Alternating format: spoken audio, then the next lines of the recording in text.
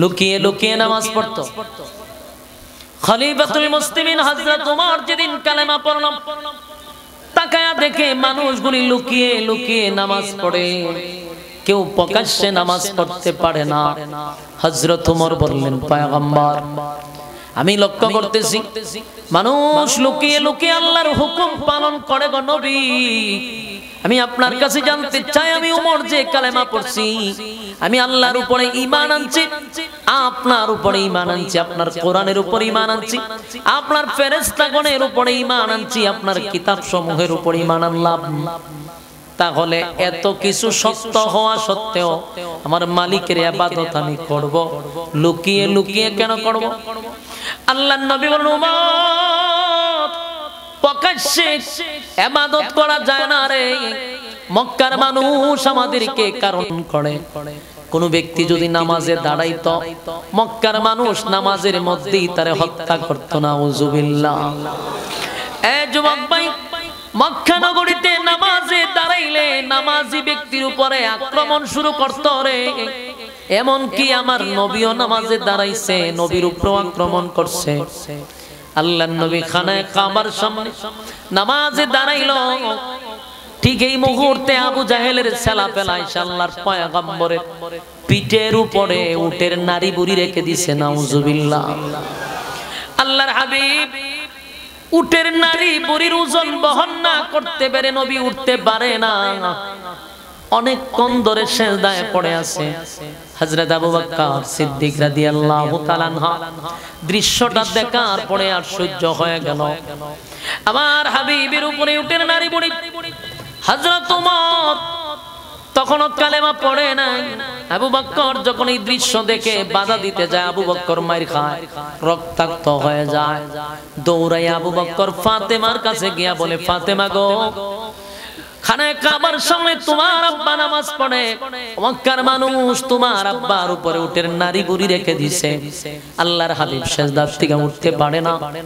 ফাতেমা ছোট মানুষ, দৌড়াইয়া বাবার কাছে গিয়া দেখে নবীজি সিজদায় উপরে উটের নারী বুড়ি, পয়গম্বর ওজন বহন করতে না পারে, উঠতে পারে না। ফাতেমা ছোট মানুষ চিৎকার দিয়া বলে, মক্কার মানুষেরা শুন, আমার আব্বা কি এমন অপরাধ করলো? জীবনে কোনোদিন আমার বাবা কারো দিকে চোখ রাঙায়া তাকায় নাই, জীবনে আমার বাবা কোনোদিন মানুষের ক্ষতি করলো না। এরপর কেন রে আমার আব্বার উপরে এইভাবে তোরা জুলুম করলি? আমার বাবার উপরে পিঠের উপরে নারী বুড়ি রেখে দিলি। ছোট মানুষ ধাক্কায়া কোন রকম নারী বুড়ি যখন সরায়া দিল, আল্লাহর পয়গম্বর সিজদা থেকে মাথা মোবারক তুললেন। নবীর চেহারাটা লাল হয়ে গেছে, নবীর চেহারাটা রক্ত জমাট হয়ে গেছে। এতক্ষণ পরে নবীজি সিজদা থেকে উঠা দাঁড়ালেন, সালাম ফিরাইয়া নবীজি অত্যন্ত কষ্ট পাইলেন। আল্লাহর কাছে খানায় কাবার সামনে বসে নবী হাত তুলে বলেন, মালিক, আমি তায়েফের ময়দানে রক্তাক্ত হইছি গো, কিন্তু আমার কাছে তুমি ফেরেশতা পাঠাইছো, অভিশাপ দেই নাই। ফেরেশতা বলছে পুরা তায়েফ ধ্বংস করে দিবে, আমি তাদের জন্য হেদায়েতের দোয়া করছি। ইহুদি ব্যক্তি মুসলমানের সাথে গেছে, রাসূল সুষ্ঠু তদন্ত করছে, সুষ্ঠু তদন্ত কইরা দেখে মাল এটা মুসলমানের না। ওই যে সুষ্ঠু তদন্তের কারণে, এটা যদি মনে করেন দলীয় তদন্তই তো, তাহলে আমার দলের লোক অপরাধ করছে, হের নাম বাদ দিয়া ওই হেরে ঢুকাইটার ভিতরে এই কামই চলছে। কিন্তু ওই যে ইসলামিক বিচার, দোষ যদি আমার ছেলেও করে সেও অপরাধী। তারও যদি সে যদি চুরি করে তার হাত কেটে দাও, আমার ছেলে হইলে কি হাত কাটো, এটা হলো ইসলামের বিচার। আল্লাহ রাসূল বলছেন, আমার মেয়ে ফাতেমা যদি চুরি করতো আমি তার হাত কেটে দিতাম, ইসলামের বিচার। রাসূল তদন্ত করে যে মাল এটা মুসলমানের না, মাল হলো ওই ইহুদি ব্যক্তির। রাসূল বলল, আমি সুষ্ঠু তদন্ত নিয়ে দেখছি এই মালটা ইহুদির, তোমার না। বিচারের রায় ইহুদিরে দিয়া দিছে রাসূল। বেচারা তো খুব খুশি, মাল লয়ে বাড়িতে গেছে। কিন্তু মুসলমান ব্যক্তিরা রাস্তা দিয়ে আবার ইহুদির আটকাইছে। আটকায়া কয়, কই যাস, কোথায় যাচ্ছস? ও বাড়িতে যাই। কেন ওমা বিচার পাইছি আমি মাল আমার বাড়ির জামানাতে যাবো কো ওই বিচারটা আমার পছন্দ হইছে না নাউজুবিল্লাহ কইতেন না বিচারটা করছে কে আল্লাহর রাসূল বিচার করছে একই কয় পছন্দ হইছে না বুঝতেছেন না কেন রাস্তাত খারিয়া কয় বিচারটা আমার পছন্দ হইছে না ইহুদি ব্যক্তি কয় বিচার করলো তোর নবী বিচার কইরা দিল তোর দলের লোক তোর নবী বিচার কইরা দিল রায় ফাইলাম আমি আর রাস্তাতে তুই কস বিচার পছন্দ হইছে না আমার তো সন্দেহ লাগতেছে তুই মুসলমান নি দেনি ইহুদি বুঝালাইছে যে লোক সুবিধার না আল্লাহর রাসূলের কাছে যনি খবর গেছে রাসূলের কসম দিয়া গাম বাহির হয়ে গেছে কেন জানে নিজের দলের লোকরে হত্যা করবে জন্য না রাসূলের কথা হলো যে উমর এই কামটা কেমনে করলো একটা নির্দোষ মানুষকে কেন হত্যা করলো এই উমরকে তো আমি আল্লাহর কাছে ছায়া আনছিলাম আমার ভাষা বুঝুন আপনারা উমর কি এমনি এমনি কালেমা পড়ছে না আল্লাহর কাছে ছায়া আনছে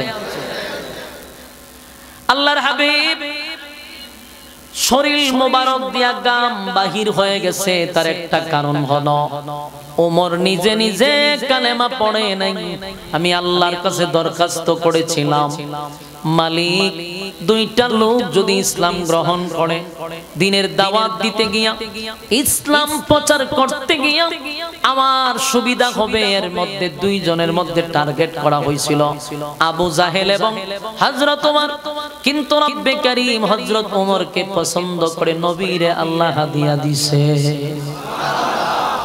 পয়গম্বর চিন্তায় এই কারণে যে আমি তো ছায়া ছিলাম ছায়া না যখন দরবারও পড়ছি উমর দিওন মানুষ কোন করে লাইছে আল্লাহর হাবিব এতটা চিন্তিত হায় রে উমর যেই কামটা করলো এখন আমার ইসলামের বদনাম আমি এখন কিভাবে মানুষের কাছে বলি যে উমর এইভাবে হত্যা করছে তারা তুমি আল্লাহর কাছে ছায়া আনছে পুরো একটা ইসলামের বদনাম করে লাইল আর উমর তো এমন কাজ করতে পারে না উমর তো সাধারণ কোন সাহাবীও না বলুন উমর কি সাধারণ সাহাবী আল্লাহর নবী এই বিষয়টা নিয়ে চিন্তিত এই কারণে উমর কোন সাধারণ কোন সাহাবী না উমর সাধারণ কোন সাহাবী না গোটা মদিনার অলিতে গলিতে গ্রামে গঞ্জে শহরে বন্দরে সব জায়গায় খবর হয়ে গেল ওমর একটা নির্দোষ মানুষকে হত্যা করছে ওমরের বিরুদ্ধে হত্যা মামলা হয়ে গেছে আদালতে বিচারক হলেন রাসূল ওমর হলেন আসামি এখন রায় হবে মৃত্যুদণ্ড কারণ তদন্ত নিয়ে দেখে যেই লোকটাকে হত্যা করা হয়েছে সেই লোকটার কোনো দোষ ছিল না একটাই অপরাধ বিচারটা পুনরায় ওমরের কাছে নিয়ে যাওয়া এটা ইসলামিক আইন অনুযায়ী এটা কোনো অপরাধ না এই অপরাধে একটা মানুষকে হত্যা করা যায় না তাই ওমরের বিরুদ্ধে মামলা হয়ে গেল ওমরকে মৃত্যুদণ্ড দেওয়া হবে গোটা মদিনায় আলোড়ন হয়ে গেছে সাহাবীরা কয় হায় রে ওমর এমন কাজ করতে পারে না ওমর সাধারণ কোন সাহাবী না ওমর সাধারণ কোন সাহাবী না আমি আপনাদেরকে শুধু ওমরকে একটু চিনায়া দেই মনোযোগ দিয়ে শুনেন কে ছিল সেই ওমর ওমর সাধারণ কোন সাহাবী না যে উমরকে আল্লাহর নবী বলেন আমার পরে কোন নবী আর আসবে না কিয়ামত পর্যন্ত আমি খাতামান নবিয়্যিন কিন্তু আমার পরে যদি কোন নবী রাসূল দুনিয়ায় পাঠাইতো আল্লাহ উমরকে নবী বানাইয়া দুনিয়ায় পাঠাইতো তাহলে উমরের যোগ্যতা কি ছিল উমর সাধারণ টক্কার কোন সাহাবী না আল্লাহর হাবিব চিন্তায় পড়ে গেলেন উমর কেমনে রে একটা নির্দোষ মানুষকে হত্যা করলো গোটা মদিনায় আলোড়ন হয়ে গেল সাধারণ কোন সাহাবী না যে উমরের মেজাজ মতো আয়াত নাজিল হয়ে যেত সুবহানাল্লাহ উমরের এত ক্ষমতা আল্লাহ দিছে উমর যদি জমিনে বাড়ি মারছে জমিনের ভূমিকম্প জাগাত বন্ধ হয়ে গেছে সুবহানাল্লাহ শুনি জমিনে ভূমিকম্প যদি হইতো আর উমর যদি বাড়ি মারতো তো জমিনে ভূমিকম্প বন্ধ জায়গায় ভূমিকম্প বন্ধ হয়ে যেত। উমরকে আল্লাহ এতটা পছন্দ করত।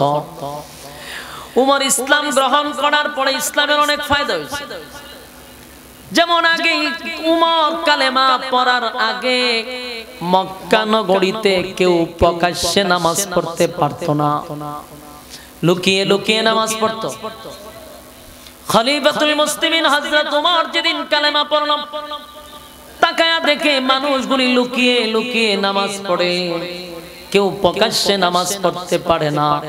হযরত উমর বললেন, পয়গম্বর, আমি লক্ষ্য করতেছি মানুষ লুকিয়ে লুকিয়ে আল্লাহর হুকুম পালন করে গো নবী।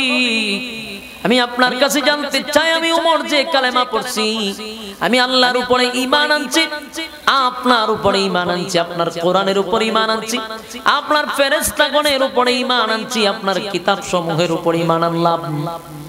তাহলে এত কিছু সত্য হওয়া সত্ত্বেও আমার মালিকের ইবাদত আমি করব, লুকিয়ে লুকিয়ে কেন করব?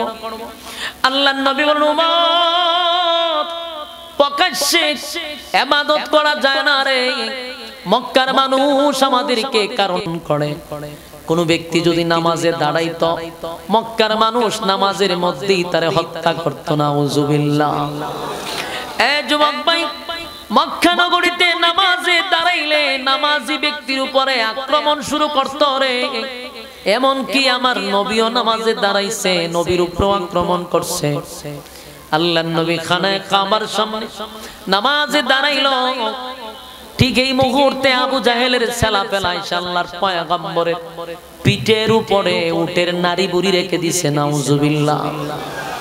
আল্লাহর হাবিব উটের নারী বুড়ির ওজন বহন না করতে পেরে নবী উঠতে পারে না, অনেকক্ষণ ধরে সিজদায় পড়ে আছে।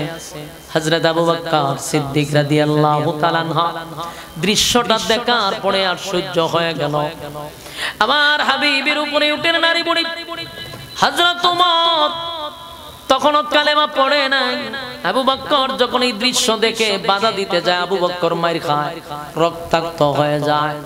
দৌড়াই আবু বকর ফাতেমার কাছে গিয়া বলে, ফাতেমা গো, খানায় কাবার সামনে তোমার আব্বা নামাজ পড়ে, মক্কার মানুষ তোমার আব্বার উপরে উটের নারী বুড়ি রেখে দিছে। আল্লাহর হাবিব সিজদা থেকে উঠতে পারে না।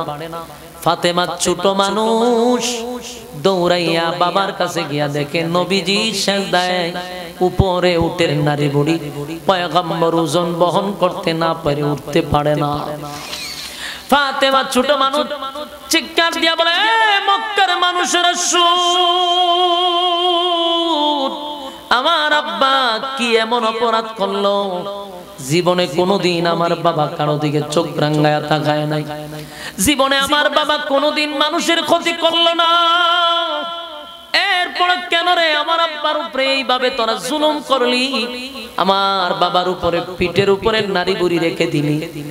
ছোট মানুষ ধাক্কায়া কোন রকম নারী বুড়ি যখন সরায়া দিল, আল্লাহর পয়গম্বর সিজদা থেকে মাথা মোবারক তুললেন। নবীর চেহারাটা লাল হয়ে গেছে, নবীর চেহারাটা রক্ত জমাট হয়ে গেছে। এতক্ষণ পরে নবীজি সিজদা থেকে উঠা দাঁড়ালেন, সালাম ফিরাইয়া নবীজি অত্যন্ত কষ্ট পাইলেন। আল্লাহর কাছে খানায় কাবার সামনে বসে নবী হাত তুলে বলেন, মালিক, আমি তায়েফের ময়দানে রক্তাক্ত হইছি গো, কিন্তু আমার কাছে তুমি ফেরেশতা পাঠাইছো, অভিশাপ দেই নাই। ফেরেশতা বলছে পুরা তায়েফ ধ্বংস করে দিবে, আমি তাদের জন্য হেদায়েতের দোয়া করছি।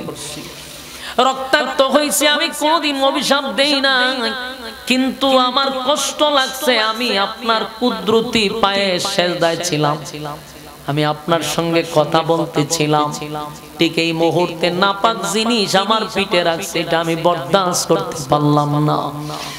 আল্লাহ, যারা এই কাজে জড়িত তুমি তাদেরকে ছেড়ে দিও না। আল্লাহ, তাদেরকে তুমি জবাব দিয়া দিও। নবীর বদুয়া অথবা দোয়া কি কোনোদিন ফেরত যায়? কথা হয় না। আল্লাহর নবী হাত তুলতে দেরি হয়, নবী যদি দোয়া করে তাও ডাইরেক্ট কবুল, অভিশাপ দিলে ডাইরেক্ট কবুল। নবী কয়, আল্লাহ তুমি তাদেরকে ছেড়ে দিও না। যতগুলাকে নবী ওই জায়গায় টার্গেট করে দোয়া করছিল সবগুলারে আল্লাহ বদরের যুদ্ধে জায়গা মতো সাইজ করে ছেড়ে দিয়েছে। সব শির আল্লাহ সাইজ করছে। একটারও বদরের যুদ্ধ থেকে আল্লাহ সুস্থ অবস্থায় ফিরতে দেন, সবগুলার জাহান্নামে পাঠাই দিয়েছে। আল্লাহর হাবিব বলেন, উমর প্রকাশ্যে নামাজ পড়া যায় না গো, প্রকাশ্যে নামাজ পড়তে গেলে তারা আমাদের উপরে হামলা করে। আমার কত সাহাবীরা নামাজের অবস্থায় শাহাদাত বরণ করছে, তাই তো লুকিয়ে লুকিয়ে নামাজ পড়ি। হযরত ওমর বলেন, হুজুর আমি ওমর কালেমা পড়ছি, আমি ঈমান আনছি, এরপরও যদি আপনি লুকিয়ে লুকিয়ে নামাজ পড়েন এটা কেমনে হয়? আপনি অনুমতি দেন আমি একটা বক্তব্য দেই গো নবী, একটা বক্তব্য দিব, অনুমতি দেন। আল্লাহর পয়গম্বর বলেন, দাও, তোমার অনুমতি দিলাম। হযরত ওমর তরবারিটা তুলেছে। আপনারা ভালো করে মনোযোগ দিয়ে শুনুন। উমর কে? উমর কোন ব্যক্তি? একটু মনোযোগ দিয়ে শুনলেন। উমর সাধারণ কোন সাহাবী না, একটু মনোযোগ দিয়ে উমরের পরিচয় করাইছে। হযরত ওমর তরবারি তুলেছে, লইয়া মক্কার অলিতে গলিতে ঘুরতেছে আর তরবারি উড়াইতেছে আর বলতেছে, মক্কার মানুষ শুন,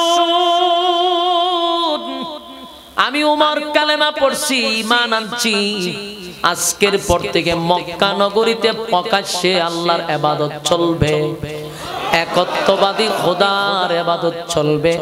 কেউ যদি বাধা দিতে আসস আমি জানায়া দিলাম, তোর সন্তান যদি ইতিম করতে চাস আয় আমার তরবারির কাছে আয়, তোর স্ত্রী যদি বিধবা করতে চাস আয় আমার তরবারির কাছে আয়। বলুন এমন হুঙ্কার কি অতীতে কেউ দিতে পারছে? হযরত ওমর ইসলামের জন্য যেই বক্তব্য দিছে এই বক্তব্যের প্রভাব সাধারণ নয়। আবু জাহেল ঘর থেকে একটা তরবারি লিয়ে বাইরেছে, মনে করছে কে রে, মক্কা নগরীতে তো বড় বড় কথা কয়। বাইরে যখন আয়া দেখে হযরত ওমর, তরবারিটা আবার লুকায়া ঘরের ভিতর দৌড় দেখেছে। আবু জাহেল ডরে তো ওমর, কারণ ওমরের কথা হইতো কম, হাত চলতো বেশি। কথা কম, হাত চলে বেশি, কথা কইবার আগে গর্দান নাই। এইজন্য ওমরের সবাই ডরাইতো, সর্বনাশ, হাত চলে বেশি। হযরত ওমর ঘোষণা দিল আজকের পর থেকে নামাজ চলবে অপেট। এইজন্য আল্লাহর নবী সেদিন থেকে নামাজ সাহাবায়ে কেরামদেরকে বলা হয়েছে প্রকাশ্যে পড়া শুরু হয়েছে। সুবহানাল্লাহ। এটা ওমরের জন্য সম্ভব ছিল। এই ওমর সাধারণ কোন সাহাবী নয় গো, ওমর সাধারণ কোন সাহাবী নয় যার মেজাজ মতো কোরআনের আয়াত নাজিল হয়ে যেত। সুবহানাল্লাহ। ওহী তো নাজিল হইতো নবীর উপরে, কিন্তু অনেক মেজাজ অনুযায়ী, মানে ওমর যা চাইতো আল্লাহ তাই নাজিল করত। এমন 21 জায়গায়, কয় জায়গায়? 21 জায়গায় উমরের মেজাজ মতো কোরআনের আয়াত নাজিল হইছে। এটা সাধারণ কোনো কথা না। উমরের মেজাজ অনুযায়ী আল্লাহ আয়াত নাজিল করে। তো উমর কি জিনিস? উমরের কথা আসমান থেকে উমরের সিদ্ধান্তের ফয়সালা হয়। সুবহানাল্লাহ কি বারিক দিয়া কইবে? উমরের মেজাজ অনুযায়ী কোরআনের আয়াত নাজিল হয়ে যায়। এ কি সাধারণ সাহাবী? সুবহানাল্লাহ ওয়া বিহামদিহি, সাধারণ সাহাবী না। হযরত ওমরের মেজাজ অনুযায়ী আয়াত নাজিল হয়।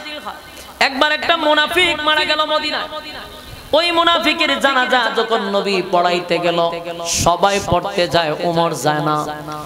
ওমর সবচেয়ে বিরোধিতা করছে, আর নবীকে নিষেধ করার জন্য হযরত ওমর ঘর থেকে বাহির হইছে। সবার সিদ্ধান্ত এক, ওমরের সিদ্ধান্ত আরেক রকম।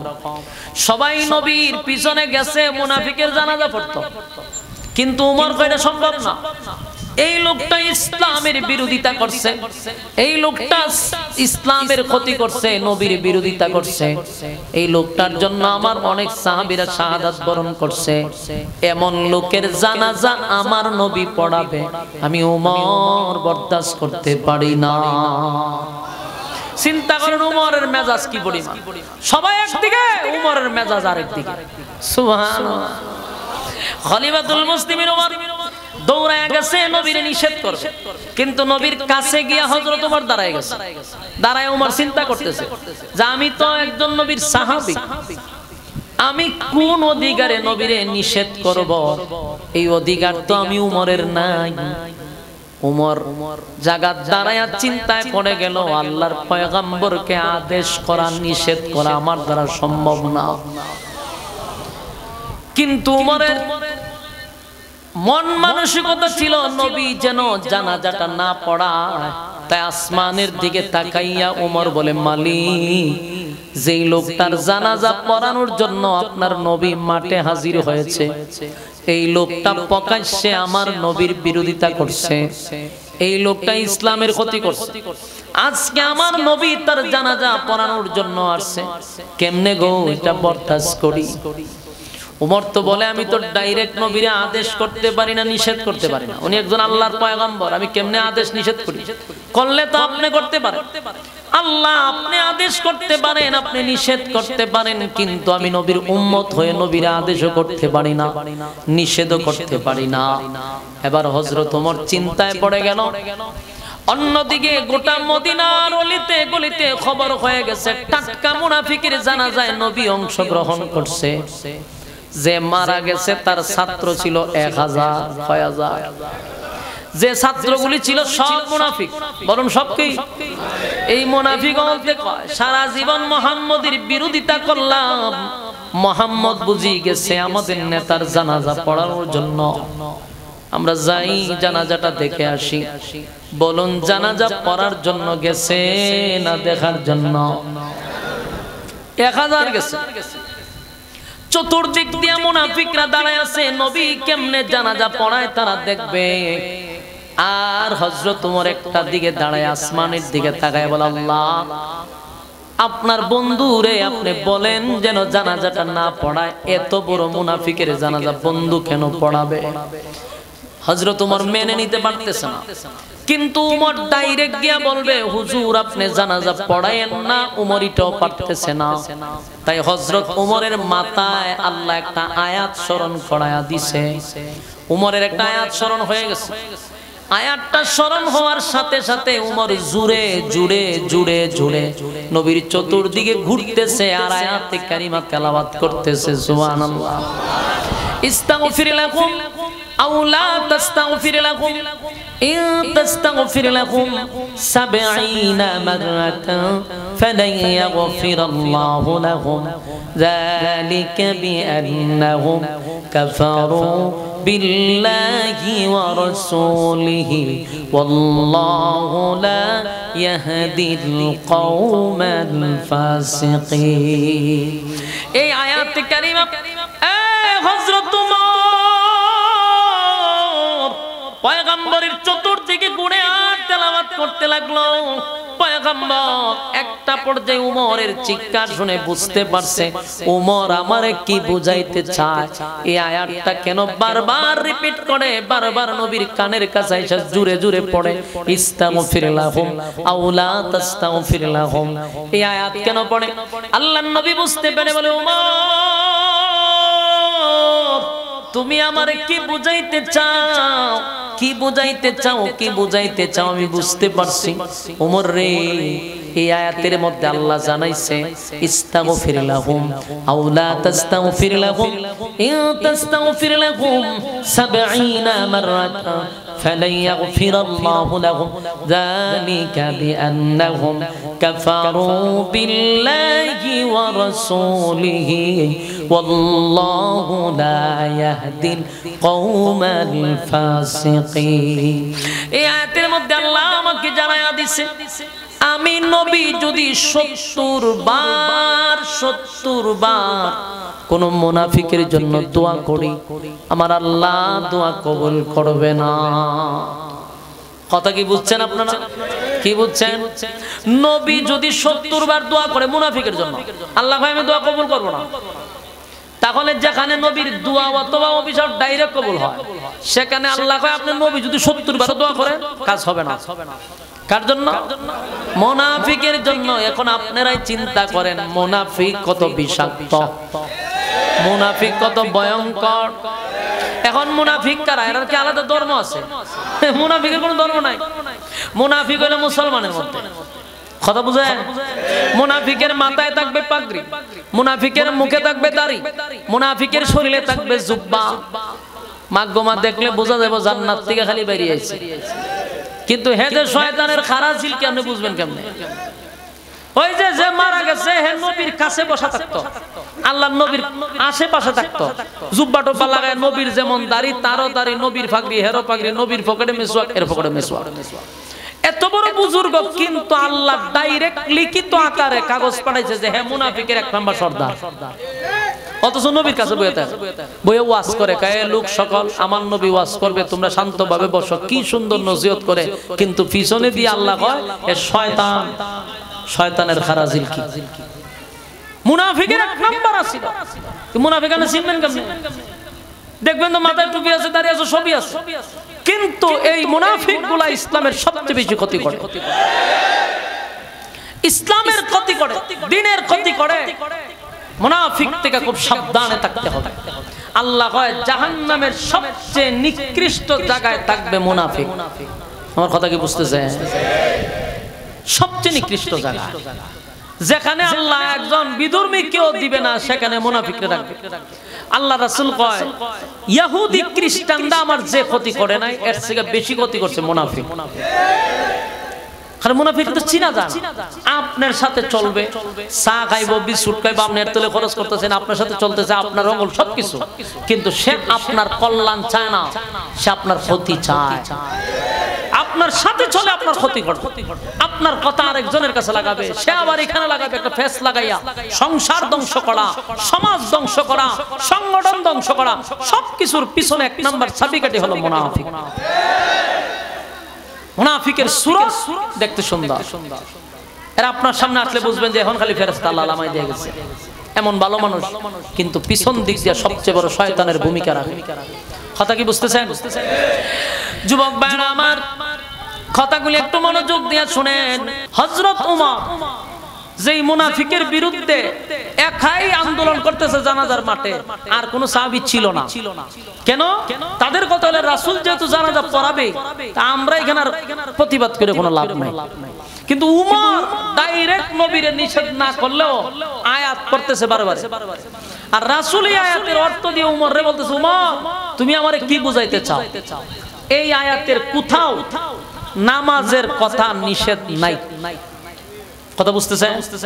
মানে উমর তো চাইতেছে মুনাফিকের জানাজার জন্য রাসূল না পড়া। আল্লাহ রাসূল বলেন তুমি যে আয়াত পড়তেছো, এই আয়াতের কোথাও তো ঘটনা কি তাই না? হের সমস্যা নাই, ও গান্দা গুতাগুতি করে।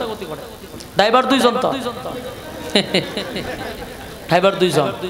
মনোযোগ দিয়ে শুনেন, মনোযোগ দিয়ে। আল্লাহ রাসূল সাল্লাল্লাহু আলাইহি ওয়াসাল্লাম এর তুলেন না, হেতে আবার মুরামুরি করব। মনোযোগ দিয়ে শুনেন, মনোযোগ দিয়ে শুনেন। আল্লাহ রাসূল সাল্লাল্লাহু আলাইহি সাল্লাম স্পষ্ট জানায়া দিল যে তুমি যে আয়াত পড়তেছো এই আয়াতে জানাজা নিষেধ নাই, সুতরাং এই আয়াত পড়া লাভ নাই। এই চাচা নারায়ণ না, আপনার ভিতরে যে এত সমস্যা, তে ওয়াজ শুনতেছেন কে রে? হরি বাবা রে বাবা, ওগল শয়তান দেলাম সে প্যান্ডেলের ভিতরে। সব্বনাশ সব্বনাশ। আমি চাই কথা বন্ধ করতাম, এমন মুরব্বী মানুষ দরজা দিতে করে, এমন মাইকেল আরাম মারে, এমন ব্যাগ লয়ে বেরিয়েছে টেকা তুলতো, এমন ফুলা মানে কথা কয়। এটা কি মা বিলো বুঝি না তামসা লয়ে বসি? এতখান দিয়ে কথা কইলে ওয়াজ করুন কোন সময়? বিরক্ত করতেছেন আপনারা, খুব বিরক্ত করতেছেন। কথা একটু মনোযোগ দিয়ে শুনেন। আপনি যদি ক্লাস করাইতেন আর আপনার ছাত্র যদি এরকম মানে বিশৃঙ্খলা করতে, আপনি পড়াইতে ভালো লাগতো? ফিটাইবার মন চাইব নি? আমি তখন ফিটাইতে পারতাম না। আপনারা তো মনোযোগ নষ্ট করতেছেন, ক্ষতি আপনাদের হইতেছে, আমার না। আলোচনা এলোমেলো হবে, একটা দিয়ানে কথা বলতে দেয় না, কোনো না কোনো জায়গাতে বামাল ঢুকাই দেয়। এত সমস্যা আপনাদের মধ্যে। এই ছেড়ে দিতাম না আমি, তার 2 মিনিটের ভিতরে শেষ করতেছে, আপনারা মনোযোগ দেন। এইখানে ওয়াজ আর কইরা কি করতাম? যেই জাতির মনোযোগ নাই, ফাইজলামি শুরু করছেন কতক্ষণ পরে পড়ে। মনোযোগ দিয়ে শুনেন। হযরত ওমর যে আয়াত পড়তেছে, এই আয়াতের কোথাও কি নামাজ নিষেধ আছে? কিন্তু রাসূল বলতেছে তুমি যে আয়াত পড়তেছো নামাজ নিষেধ নাই। ওমর বুঝতে পারছে যে নবী নামাজ পড়াবে, এটা 100%, কারণ যেহেতু নিষেধ নাই। কিন্তু ওমরের কথা হলো এত বড় একটা টাটকা মুনাফিকের জানাজা নবী পড়াবে, এটা আমি বরদাস্ত করি কেমনে? তাই ওমর আল্লাহর দিকে তাকায় বারবার বলতেছে, আল্লাহ আপনি জানাজাটা বন্ধ করে দেন। জানাজাটা বন্ধ করে দেন, এই লোকটা আমার নবীর ক্ষতি করছে, হ্যাঁ জানাজা নবী যেন না পড়া। কিন্তু আল্লাহর নবী তো জানাজা পড়াবে, শুধু পড়াইবো না, নবী আরো অবাক করে দিছে সবাই। নবীর শরীরে একটা জুব্বা আছে, এটা খুলে লাইছে, খুললা এই মুনাফিকরে আপনারা জোয়ান লাগি বাড়ি দিয়া কইবে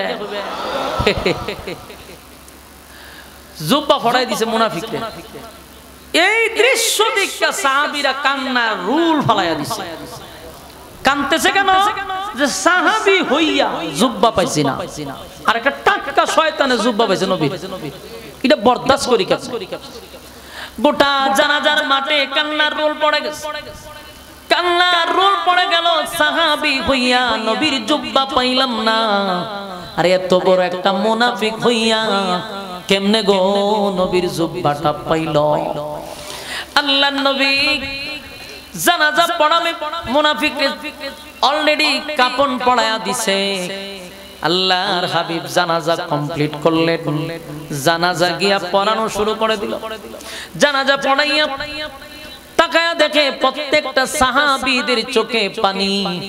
আল্লাহর নবী বলেন, সাহাবীরা শুনো, আমি তারে কেন আমার নিজের জুব্বা খুলে দিলাম তোমরা কি জানো? বদরের যুদ্ধে আমার সাহাবীরা শাহাদাত বরণ করছিল। অনেক সাহাবীদের কাপড় নাই যে তাদেরকে কাপন পরাবো, এখন তাদেরকে কাপন পরানোর জন্য কাপড় ছিল না, তো অনেক সাহাবীরা নিজের জুব্বা খুলে খুলে সাহাবীদেরকে কাপন পরায়া দিছে। এর মধ্যে একজন ছিল আমার চাচা। আমার চাচা ছিল লম্বা মোটা স্বাস্থ্যবান, যার তার কাপড় ওনার শরীরে লাগে না। সেদিন আমি চিন্তায় পড়ে গেছি, আমার চাচার কাপড়ের কাপড় আমি কোথায় পাবো এই মুহূর্তে। তখন আমার পাশেই ছিল আব্দুল্লাহ ইবনে উবাই ইবনে সুলুল, যে মারা গেছে এখন, ওই হে দাঁড়ানো আছিল, যার জানাজা নবী পড়াইছে, হে দাঁড়ানো ছিল।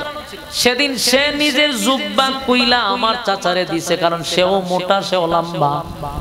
আমার চাচারে তার জুব্বাটা খুলে পড়ায়া দিছিল। আমি নবী তো তার কাছে ঋণী ছিলাম, তাই আজকে আমি নবীর ঋণ থেকে মুক্ত হয়ে গেলাম। নবীর এই আখলাক আর চরিত্র দেখা উপস্থিত সব সাহাবীরা যেমন আশ্চর্য হইল, তেমন 1000 মুনাফিক ইয়াদ আসেনি, জানাজা পড়তে আসছে না, দেখতে আসছে। 1000 মুনাফিক জানাজা দেখতে আইসা নবীর দৃশ্য, নবীর আখলাক, নবীর চরিত্র দেখা তারাও পাগল হয়ে গেছে। এত সুন্দর চরিত্র, এত সুন্দর আখলাক। ওই মুনাফিকগুলা বলতে লাগলো, এই জীবন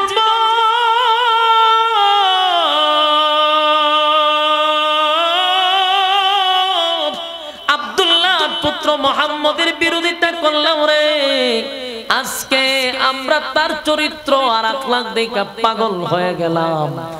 যেই নেতার কথা শুইনা মুহাম্মদের বিরোধিতা করলাম, সেই নেতার জানাজা নবী পড়াইল, নিজের জুব্বা কইলা আমাদের নেতারে পড়ায়া দিল। একটা দুশমনের প্রতি যদি ওনার এত মায়া আর মহব্বত হয় রে, তাহলে তার বন্ধুর জন্য কত মায়া। সেদিন আখলাক আর চরিত্র দিকে না পাগল হয়ে গেছে। সুবহানাল্লাহ।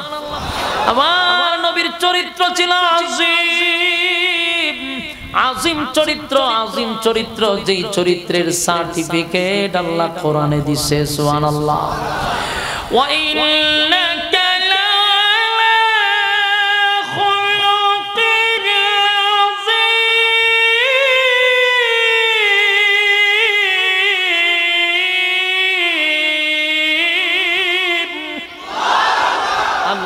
আজিম চরিত্র দান করছি, যেই চরিত্র দেখা বেঈমানেরা 1000 মুনাফিকরা পাগল পাগল হইয়া নবীর সামনে গিয়া হাজির হইছে। এতগুলা মানুষ সরাইয়া 1000 মুনাফিকরা যখন পাগলের মতো নবীর সামনে দাঁড়ায় কয়, হুজুর যার জানাজা পড়াইছেন উনি হলেন আমাদের নেতা, যার কমান্ড মাইনা আপনার বিরোধিতা করছি, আপনার ইসলামের 12টা বাজাইছি, তার জানাজা আপনি পড়াইছেন।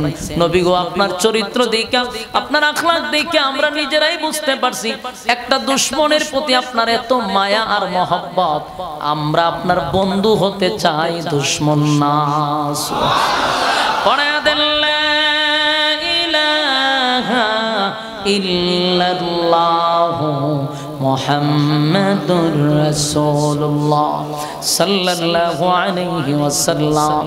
সাথে সাথে কালেমা পড়ল 1000। সুবহানাল্লাহ কি বাড়ি গিয়া হবে?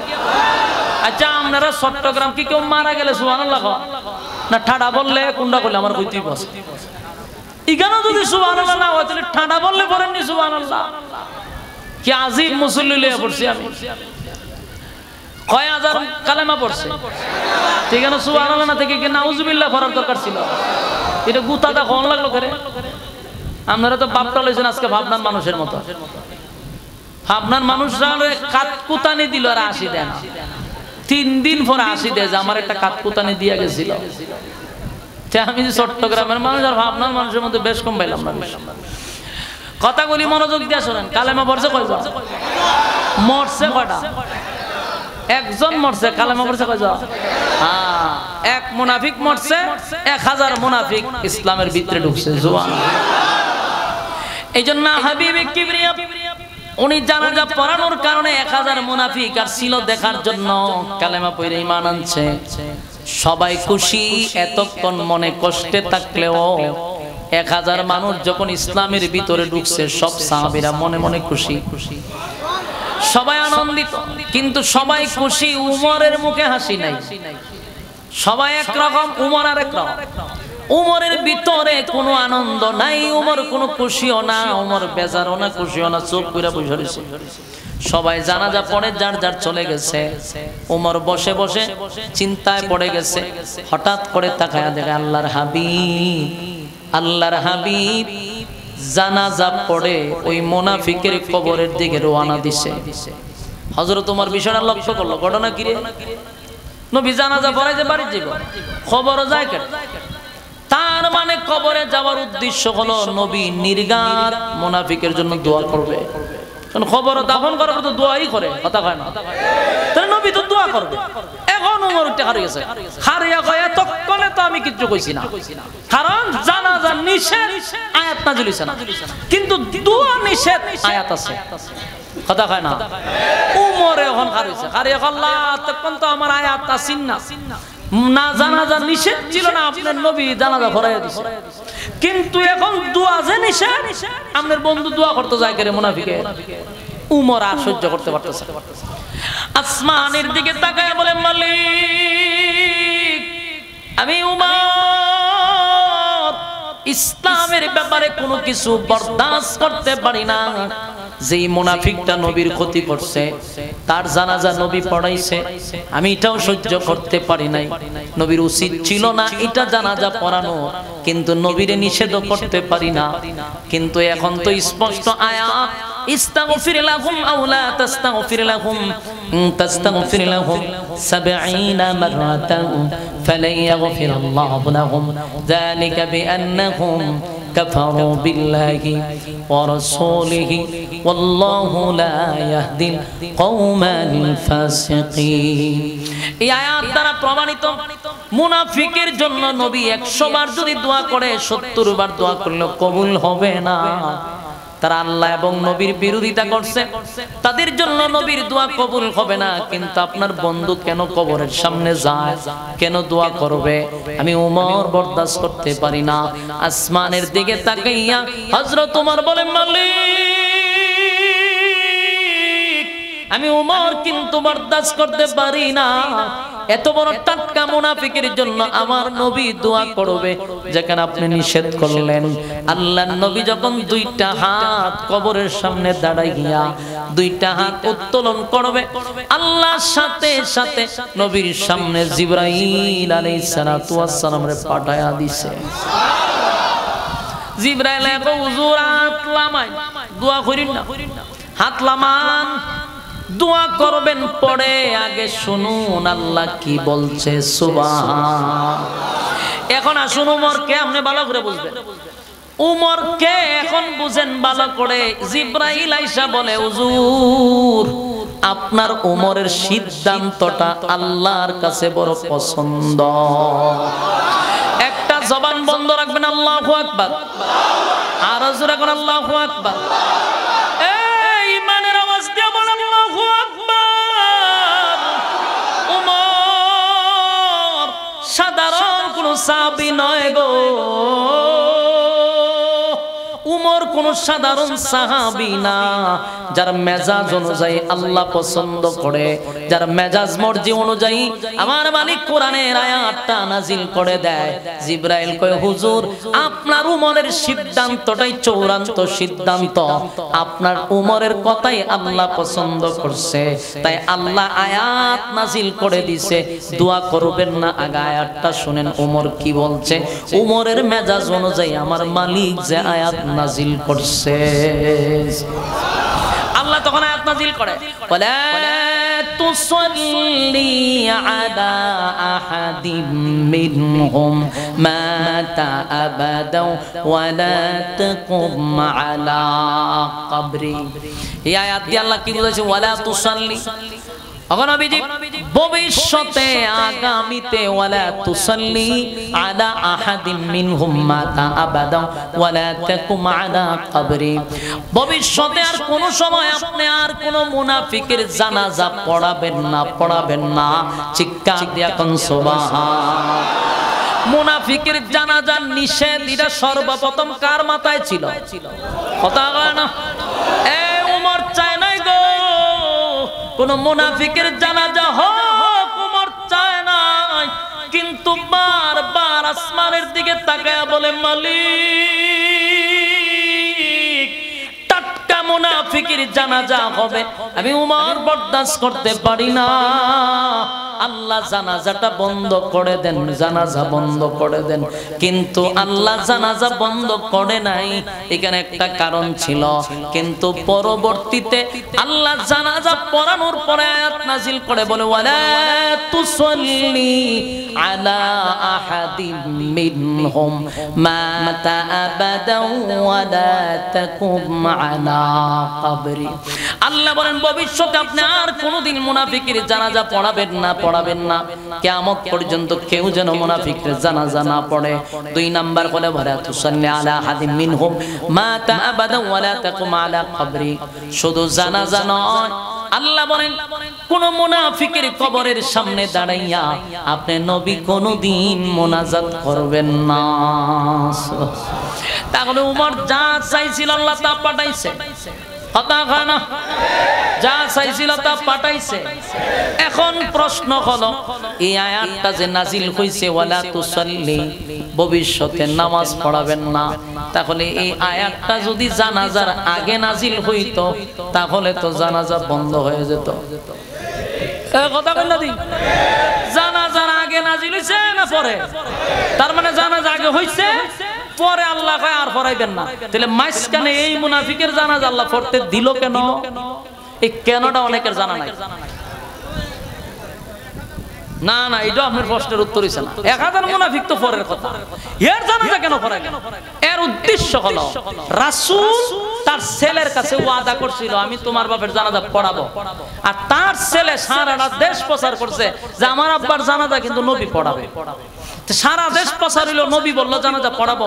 এখন যদি আল্লাহ আয়াত দিয়া জানাজা বন্ধ করে দেয়, নবীর কথার ওজন থাকে না। তাই নবীর ইজ্জত আর সম্মান আর নবীর কথার ওজন রাখতে গিয়া জানাজা কমপ্লিট করায়া দিছে, পরবর্তীতে জানাজা বন্ধ করে দিছে। এটা হলো তাফসীর কারকদের একটা মত যে নবীর কথার ওজনের জন্য আল্লাহ জানাজা শেষ করাই দিছে। সুবহানাল্লাহ। ওখানে আমি আপনারা কই উমরের চিনছেন কথা কয় না। এখন বলুন উমর কোন সাধারণ সাহাবী? উমরের ব্যাপারে ফয়সালা হয় কই থেকে? আসমান। উমর তো সাধারণ সাহাবী না। উমরের মেজাজ মতো কোরআনের আয়াত নাযিল হয়, উমরের প্রতি আল্লাহ সন্তুষ্ট। সেই উমর হত্যা করছে একটা নির্দোষ মানুষকে, মামলা হয়েছে রাসূলের আদালতে। ইয়াদ আছে নি? ইয়াদ রাখেন। শেষ, আমরা তো বাড়িতে যেতে দিব। এই উমরের নামে হত্যা মামলা। এখন নির্দোষ উমরকে, উমর নির্দোষ মানুষকে হত্যা করছে, রাসূলের পার্লামেন্টে তার মামলা। রাসূল হলো বিচারক, উমর হলেন অপরাধী। গোটা মক্কা নগরী মদিনাতে আলোড়ন হয়ে গেল। হযরত ওমরকে ফাঁসির কাস্টে ঝুলানো হবে, ওমরকে মৃত্যুদণ্ড দেওয়া হবে। নির্দোষ মানুষকে হত্যা করছে। আল্লাহর পয়গম্বর যখন আদালতে বসলো, নবী বিচারক হযরত ওমর আদালতে আসামির কাঠগড়ায় দাঁড়ায় আছে, পয়গম্বর রায় দিবে, ওমরের ফাঁসি হবে।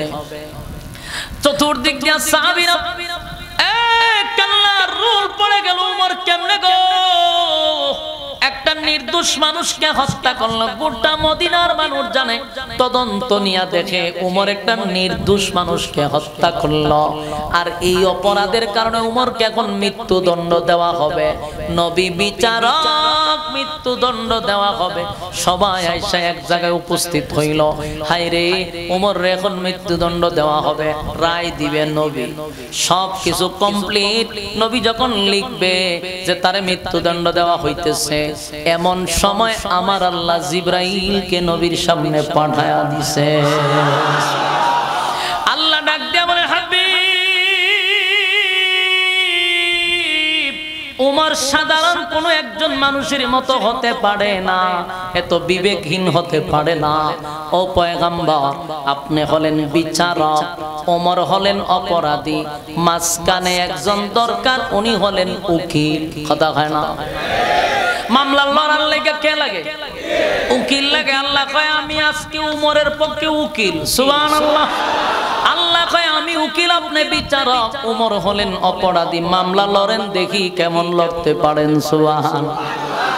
যে উমরের ব্যাপার আল্লাহ নিজে উকিল হয়, উমর কি সাধারণ ব্যক্তি? আল্লাহ তখন এই ঘটনারে কেন্দ্র করে আমার তেলাওয়াতকৃত আয়াত সূরা নিসা 65 নম্বর আয়াত নাজিল হয়। ফাইজিন এতক্ষণে কেন নাজিল হইছে? এই হলো সূরা নিসার 65 নম্বর আয়াত। আল্লাহ ওমরের পক্ষে উকিল হইয়া সূরা নিসার 65 নম্বর আয়াত নাজিল করে জানায়া দেয়, فلا وربك لا يؤمنون حتى يحكموك فيما شجر بينهم ثم لا يجدوا في أنفسهم حرجا مما قضيت ويسلموا تسليما. الله رب العالمين فلا وربك لا يؤمنون حتى يحكموك فيما شجر بينهم ثم لا يجدوا في أنفسهم حرجا مما قضيت ويسلموا تسليما. সূরা নিসার 65 নম্বর আয়াত কখন নাযিল হয়? যখন নবী ওমরের পক্ষে, যখন ওমরের বিপক্ষে যখন রায় দিবে, ওমরকে ফাঁসির কাস্টে ঝুলানোর জন্য কমপ্লিট তদন্ত কমপ্লিট হয়ে গেল। গোটা মদিনার মানুষ জানে ওমর অপরাধী। আল্লাহ কয় আমি উকিল হইয়া মামলা লড়লাম। ফানা ওয়া রাব্বিকা, আল্লাহ নিজেই কসম করে, ওগো পয়গম্বর, আপনার রবের কসম করে বললাম, আপনার ওমর নির্দোষ মানুষকে হত্যা করে নাই। আল্লাহু আকবার। আল্লাহ নিজে বলেন, হাবিব,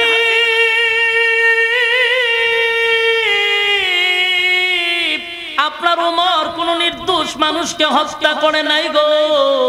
ওমর কোন নির্দোষ মানুষকে হত্যা করে নাই। ফালা ওয়া রাব্বিকা, আপনার রবের কসম। আল্লাহ তার নিজের কসম করে উমরের জন্য, নিজের কসম করে উমরের জন্য। ফালা ওয়া রাব্বিকা, আপনার রবের কসম, আপনার উমর কোন নির্দোষ মানুষকে হত্যা করে নাই। সে যারে হত্যা করছে সে কোনো মুসলমান ছিল না, সে ছিল একটা মুনাফিক। হত্যা করে সে দিল কি? যদি উমর মুসলমানকে হত্যা করত তাহলে অবশ্যই উমর অপরাধী ছিল, কিন্তু একটা মুনাফিকরে হত্যা করছে। মুনাফিক কিন্তু কোন ধর্মের কথা না। আপনারা বিচার যদি না বুঝেন তাহলে ফেস লাগাই। মনে করেন ইহুদি ব্যক্তি আর মুসলমান ব্যক্তি গেল বিচারের জন্য, যেই লোকটা নিজেকে মুসলমান দাবি করতেছে তারে উমর হত্যা করছে, ইহুদিরা হত্যা করে নাই। কারণ ফালা ওয়া রাব্বিকা লা ইউমিনুনা হাত্তা ইউহাক্কিমুকা ফীমা শাজারা বাইনাহুম সুম্মা লা ইয়াজিদু ফী আনফুসিহিম হারাজাম মিম্মা কাদাইতা ওয়া ইউসাল্লিমু তাসলিমা। আল্লাহ বলেন আপনার রবের কসম, উমর কোন নির্দোষ মানুষকে হত্যা করে নাই। যারা হত্যা করছে, যেই লোকটা নিজেকে মুসলমান দাবি করে অথচ আপনার রবের বিচার তার পছন্দ হয় না, আমি আল্লাহর হুকুম তার ভালো লাগে না, এমন লোক কোনোদিন মুসলমান হতে পারে না। এখন কথা বোঝার চেষ্টা করবেন।